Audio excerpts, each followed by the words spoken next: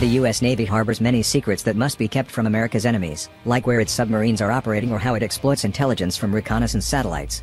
Some secrets, though, are hiding in plain sight. For instance, do you realize that many of the Navy's surface combatants, its frigates, destroyers and cruisers, have almost no ability to engage hostile warships? Unless you follow naval matters closely, you probably wouldn't know that. There was a time when defeating enemy warships was the top mission of America's surface combatants. But missions were rearranged with the coming of air power and submarines utilizing nuclear propulsion, so defense of the fleet against overhead and undersea threats came to dominate designs. Once the Red Navy disappeared from the world's oceans, now the threat posed by hostile warships is back, driven mainly by China's rise in the Western Pacific. If the U.S. Navy wants to preserve its dominant role in the region, it will need to rebuild its ability to deter and defeat hostile naval forces. And given the pace at which Beijing is modernizing its military, the solution to this challenge has to reach the fleet fast. There appears to be only one solution with the necessary range, lethality and survivability. It is called the Long-Range Anti-Ship Missile, or LRASM. The missile is derived from an Air Force munition called the Joint Air-to-Surface Standoff Missile that in its extended range version can reach 580 miles, and is so stealthy it is nearly impossible to detect, much less shoot down.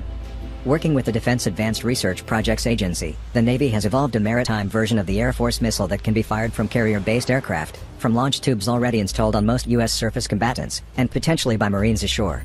It can even be launched from angled canisters retrofitted onto a diverse array of warships such as amphibious vessels.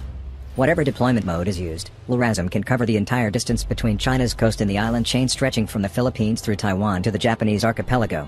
China's naval planners have been trying to turn this area into a sanctuary from which they can exclude U.S. military forces, even though it contains international shipping routes. But with LRASM, the sanctuary turns into a trap for Beijing's maritime aspirations.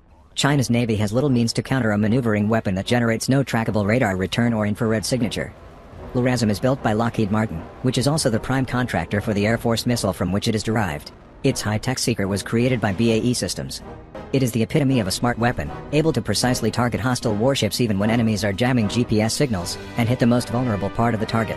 Targeting coordinates can be updated in flight from local or overhead sources, but the seeker is designed to operate autonomously once it is near its target.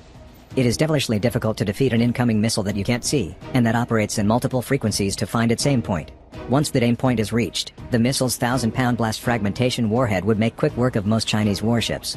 Stealthy smart weapons are intrinsically more efficient than other munitions, because they almost always reach their targets, so few rounds are wasted. Because it is so agile, LRASM can approach well-defended targets only a few feet above the water, that's called sea skimming, and it can identify its intended target with high reliability.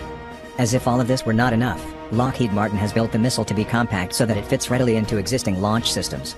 If deployed on a U.S. destroyer, for example, the warship can continue to perform its air and missile defense mission even as it assumes a more robust anti-ship role. And growth margin has been incorporated into the munition to allow further refinements as new technology becomes available. The system has been successfully demonstrated on carrier-based F/A-18 fighters and Air Force B-1 bombers. A B-1 can carry 24 of the weapons, enough to destroy an entire Chinese naval task force. The goal, of course, is not to threaten China but to enforce U.S. maritime rights in the Western Pacific. Once LRASM is deployed in numbers, Beijing will know that any aggressive move at sea could be stopped in its tracks at relatively low cost to U.S. forces. In other words, the weapon is a potent deterrent, a low-cost, easily deployed, highly lethal system. Years of testing have demonstrated that LRASM works as advertised, so now the question is how widely it will be deployed with Navy and Marine units. If LRASM follows the same path exhibited by past game-changing weapons, it will be introduced gradually to the fleet, with the number of operators growing as the versatility and cost-effectiveness of the weapons become more apparent. The Marines might eventually elect to deploy it on the entire amphibious fleet, and with ground units going ashore. It all depends on how missions evolve, and what other options are on the table. At the moment, LRASM looks like the best option by far to quickly address the rising challenge that Chinese naval forces pose in the Western Pacific.